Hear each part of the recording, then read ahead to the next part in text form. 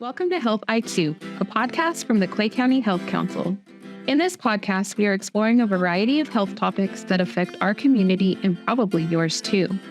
We are not professional podcasters, but volunteers that have a passion for wellness.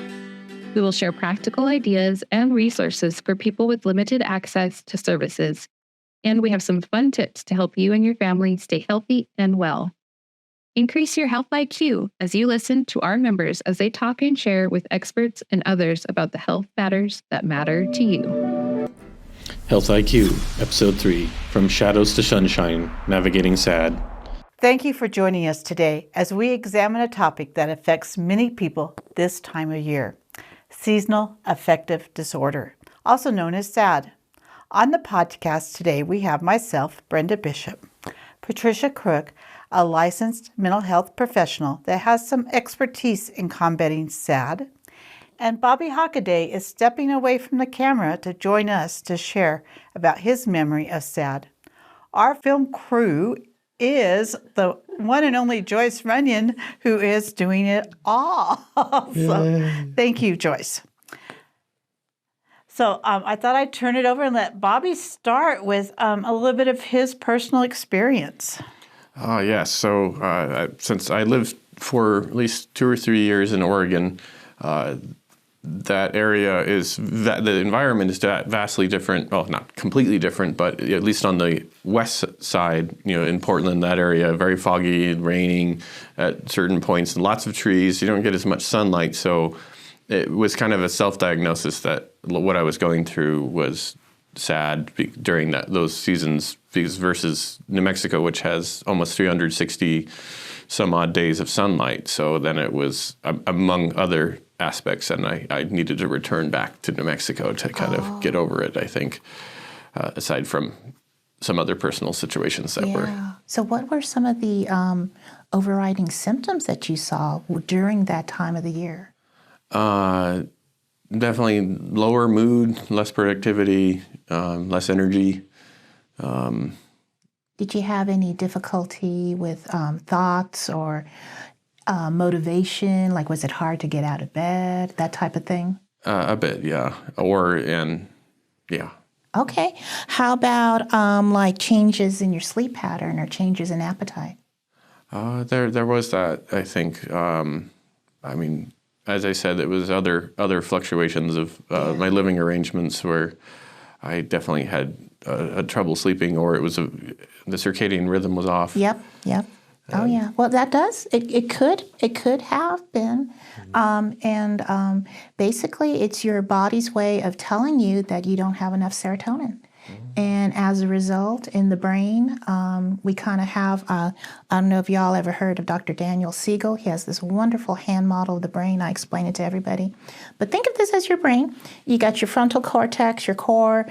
I got to go ahead and go to work. I got to get dishes done, all that. But the motivation, the independent part is right here. And sometimes when like depression or anxiety kicks in, we go into out of what we call wise old owl mode into like fight or flight. And sometimes in fight or flight, if you don't get angry, which happens with the depression, if you don't get, like, for example, frozen deer in the headlights, that could be anxiety or depression. You could also just kind of curl up like a possum and like, I don't want to do anything. That is part of the animal part of the brain. And so what you got to do is, there's so many things to do. Seasonal affective disorder is a subcategory of depression. Mm-hmm. And so, it is an actual thing in the DSM. Yeah. Interesting. Yeah, it was kind of a pulling back of, because I'm, as a lot of friends and family and most of the council, as we've been working, I'm very active in doing a lot of stuff. But then it was, when I was in Oregon, it was kind of, I had so many projects going on, but I had to it just collapsed. Oh, wow. So it really affected your quality of life and day-to-day. Seasonal affective disorder or seasonal affective depression, it affects about 5% of the population for 40% of the year. A lot of it being winter, the wintertime blues. people who live up north, that time of the year. Classic first line, mainline treatment is if you are experiencing symptoms like you described, other types of symptoms are feeling sad, loss of interest in your normal day-to-day activities, changes in your appetite, your sleep patterns are off, that kind of thing. If you have a loss of energy, that is not your normal pattern of behavior. Or you're starting to feel like internally sudden feelings of insecurity or worthlessness, self-doubt, that kind of thing. Difficulty thinking, concentrating, that kind of thing. Well, that's a change of behavior. And so, yes, you want to go ahead and see somebody. We always recommend a medical professional to rule out other possible, other types of outlying situations. Like if you're diabetic, it could be your blood sugar, kidney disease. They struggle with depression, for example. So you want to make sure you go see your general practitioner, rule out anything, get a blood lab tested so they can see any kind of hallmarks. And then your PCP, your primary care doctor, is probably going to say, have you tried light box therapy? Because that is the standard for any of this. You could invest in a very nice box that resembles sunlight. And basically what your body is saying, yeah, you're low on serotonin, but you need vitamin D. And vitamin D comes from sunlight. So if you're not able to go outside, usually with my clients, I try to say, get a chair, bundle up. Because it's really hard to motivate yourself when SAD happens. So let's just plan one thing a day. And we're going to sit outside for 10 minutes. And we're going to get that natural sunlight to try to make a difference. Get a little bit out of your cave mentality and get out there. Now, if light therapy, whether the doctor tells you to buy something or, I hate to say it, you could get a marijuana grow light. That helps too. Or any of the plant grow lights. I mean, there's yes, all kinds any of... kind of a plant grow light. Yeah, absolutely. They're probably cheaper than your Good Housekeeping recommend. They do offer that. It's a hot market. Yeah. So that's usually your standard line. Your general practitioner or me, licensed clinician, we would want to do something like a basic interview. We call it the intake. And it's about a 60-minute process. And we're just going to ask you all kinds of questions. We're looking for behavior. Are the patterns of behavior you're saying to us, is it just seasonal or is it throughout the whole year? Mm-hmm. Because the DSM will tell us from a scientific point of view where exactly you lie into. Because again, think of it, depression is a big old umbrella. And there's so many little facets. And we just mentioned like kidney disease, for example. Could you be having too much protein in your diet, which your body can't process, and it builds up to toxic levels of ammonia that first attack the brain, And suddenly you're sluggish, you can't concentrate, you can't wake up, you're going to fall asleep. So it could be an inborn error of metabolism, which is very rare. But we want to work with your doctor to try to figure out what's going on. Light therapy is number one. Number two is talk therapy. Really helps retrain that brain. And then number three also is if light therapy doesn't work, talk therapy doesn't work, then your doctor or somebody like me will refer you to somebody who can prescribe and just say, look at something like Wellbutrin, an SSRI, or something like Prozac. Some people, that's kind of a scary thing. Yes. Some people don't want to go to that point, which is okay. There's other alternative ways that you can combat seasonal affective disorder or depression. You can exercise. You can get yourself into an actual routine. You can talk to a licensed professional like me and, get into something called cognitive behavior therapy, where if you're feeling really down on yourself, with my help, you start to capture those ways of thinking that are sometimes toxic, and you go through a process where you begin to analyze. is this really true? Do I really think of myself like this? No, I do not. And therefore, I'm going to go ahead and believe that this is going to be a good day. I'm going to make this a good day. I'm going to go ahead and not let this thought control me. And pretty soon it becomes a new behavior. It becomes pattern. And so, yeah, it's that whole umbrella of depression. There's so much. And this is just one teeny little nugget that's seasonal. Did you know also there's not just wintertime blues, but there's summer seasonal affective depression.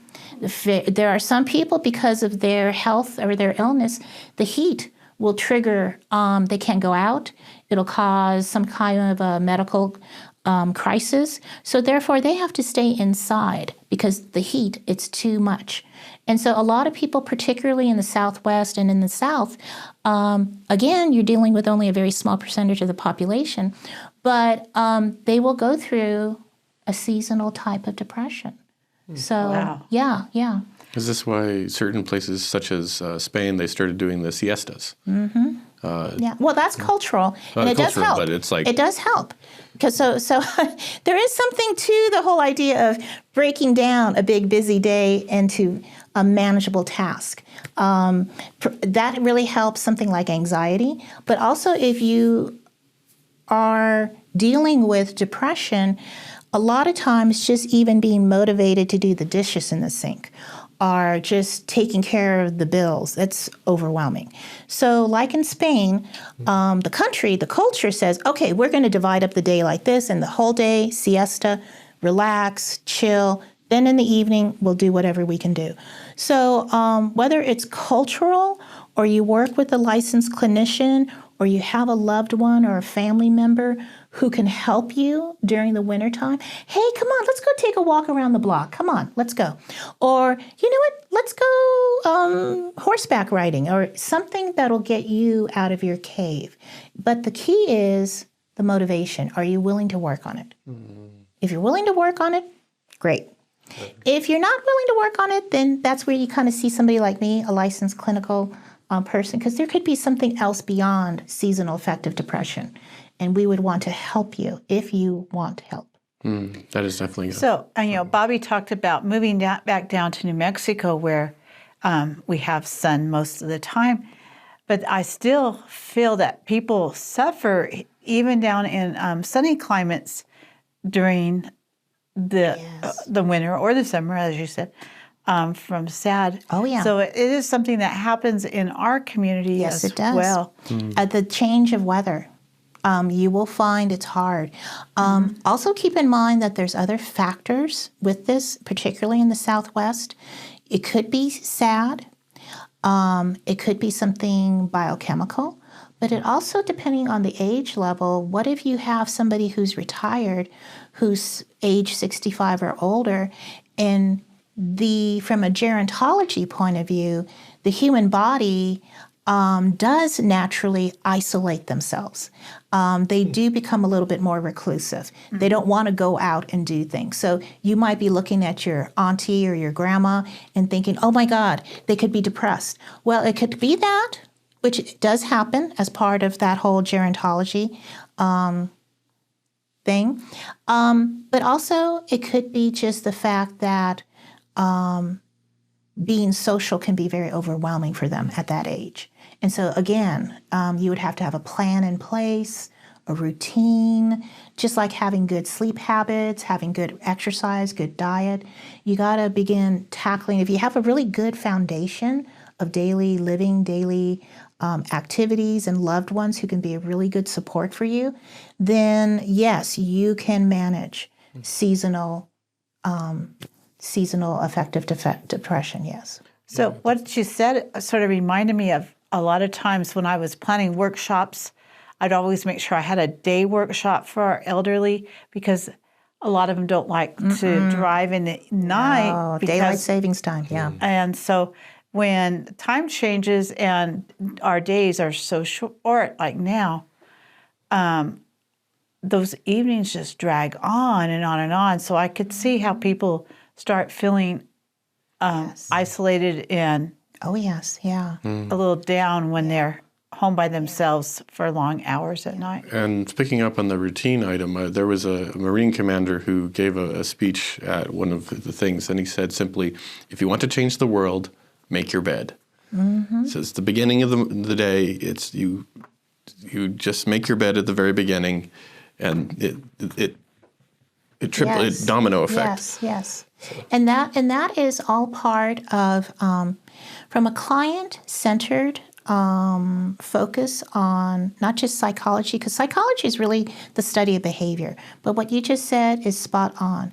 If you develop a really good routine, it's hard though sometimes. Sometimes you just don't even want to get out of bed.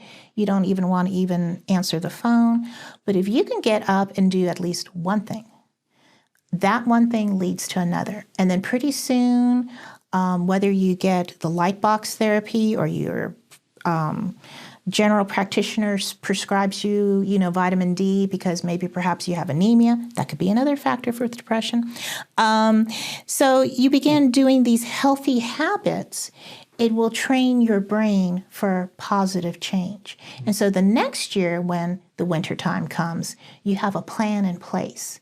You may want to take your SSRIs in September before even daylight savings times happens. SSRIs? Yeah, like for example, one main line of treatment besides light therapy and talk therapy, your doctor may say, well, have you tried like Prozac or have you tried something like Wellbutrin? Medication. Yeah, but it can only be seasonal. But you got to remember, if you do take an SSRI to combat seasonal depression, keep in mind that you got to start it at least 4 to 6 weeks ahead of time.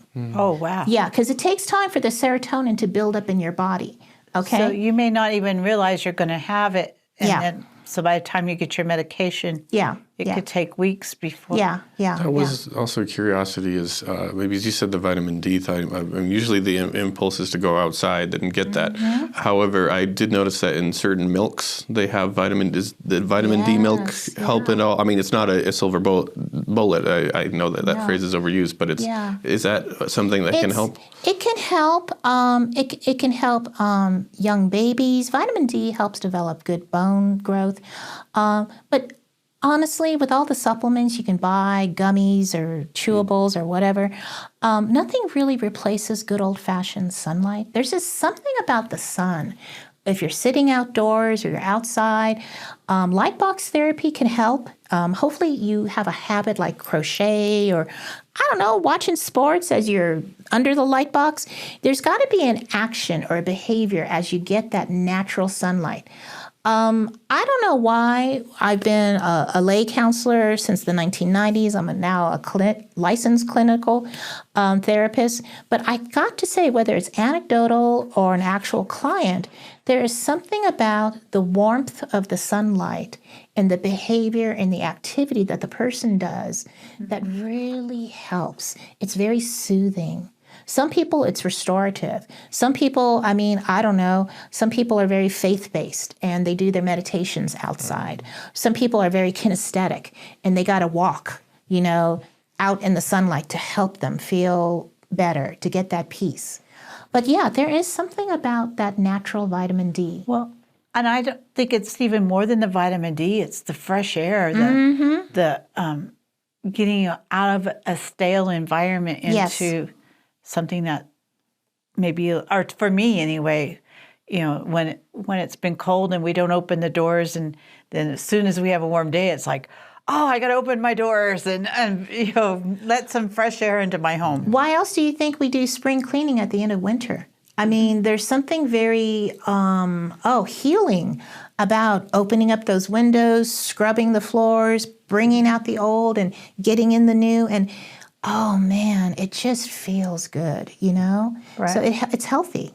Our forefathers knew about that, I definitely, with one of the ways that it's actually a very good way for also waking up a little bit natural, because some people have argued that waking up to a noise it actually wrecks or at least our mental pathways a little bit. But for the light box thing, I now have a couple light bars in my room that'll wake me up gently, like simulating the sunlight. Yeah, that's a circadian method.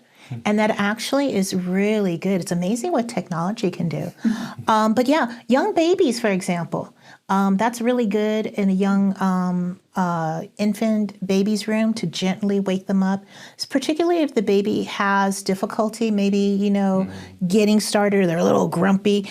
That also putting them to sleep with a regular, predictable routine, story, bath, bedtime, or music, very soothing music to get them to sleep.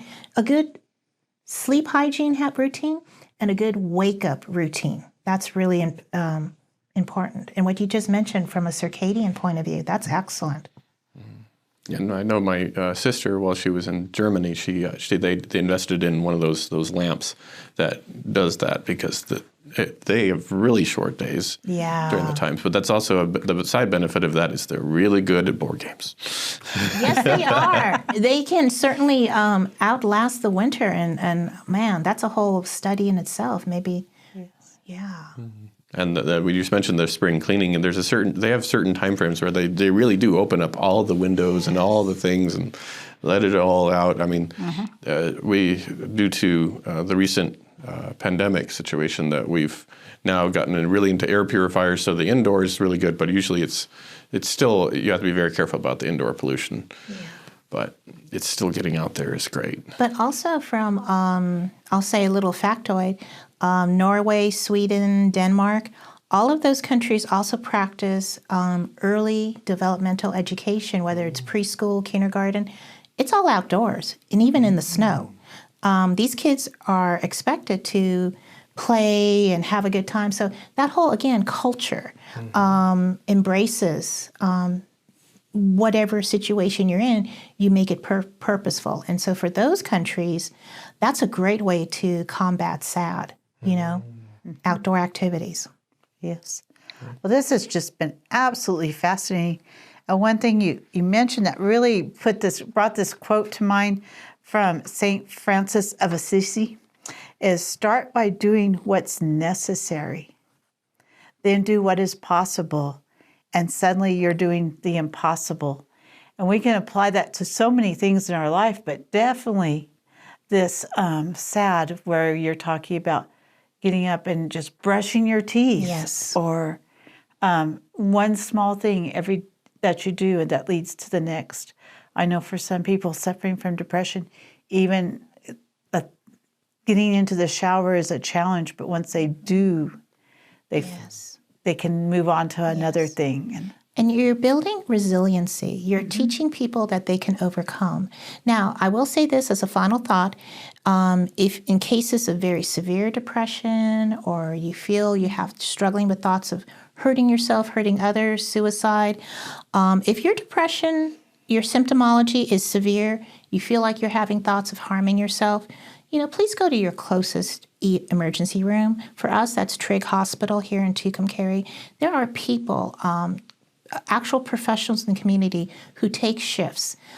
Dave Crane is one of them. Ralph Moya is another. And we have actual behaviorists who are licensed by the state to evaluate you in an emergency crisis. If you can't do that, call 988. That's the state national crisis hotline.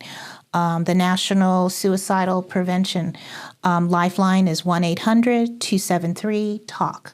And so just reach out if you have questions or concerns. But yeah, definitely if you feel like it's becoming more difficult, more of a challenge you can't overcome, reach out and ask for help. There's no shame in that. Yeah, yes. And there's a lot of...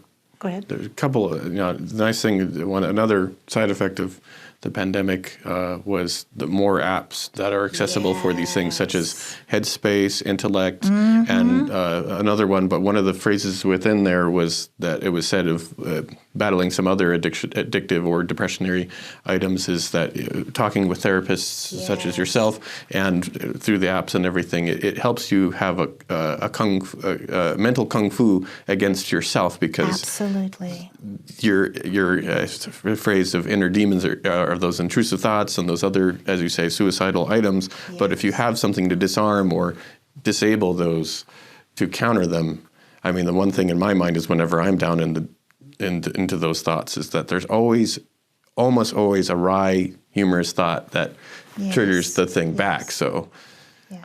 And that's a healthy habit. That's a good, healthy habit of overcoming. So that's excellent.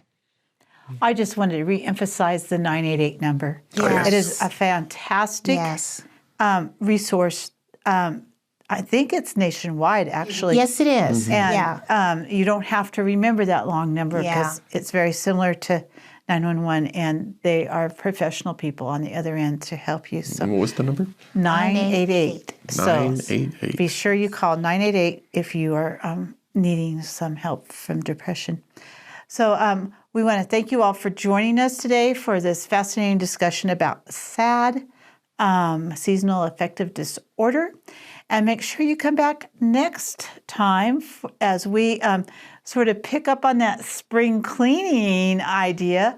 But we're going to encourage you to start a little earlier with some decluttering and home organization tips.